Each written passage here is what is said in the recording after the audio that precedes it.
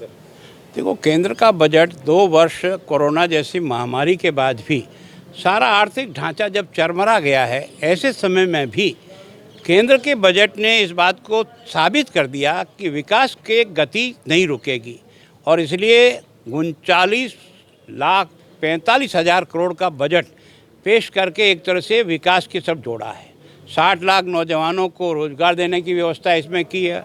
80 लाख मकान बना करके गरीब को छत देने का प्रयास इसमें किया है। किसानों को जो उनके खाते में डायरेक्ट जो पैसा है 2,37,000 करोड़ रुपया सीधा उन पे जाएगा। एमएसपी में खरीद का मिनिमम सपोर्ट प्राइस की जो खरीद है वो सीधा का सीधा किसान के खाते में जाएगा।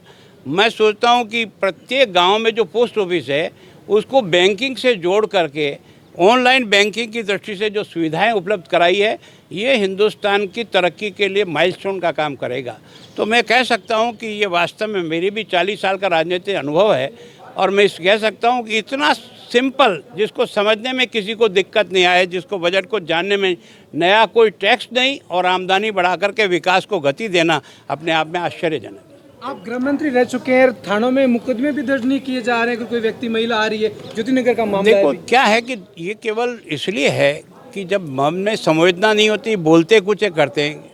फ्री रजिस्ट्रेशन है तो फिर ये शिकायत क्यों आती है फ्री रजिस्ट्रेशन है? इसका मतलब आप मुकदमा दर्ज नहीं करते हो।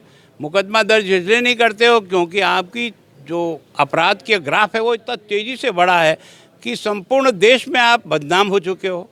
बलात्कार की दृष्टि से राजस्थान नंबर 1 पे पहुंचाने का काम आप लोगों ने किया है और वो भी छोटी बच्चियों के साथ। अगर स्कूल के मास्टर ही बच्चियों के साथ रेप कर जाए, थाने पर ही पुलिस के आदमी रेप कर जाए तो एक तरह से लगता है कि सब प्रकार से स्थिति खत्म हो गई। थानाधिकारी भी महिला है।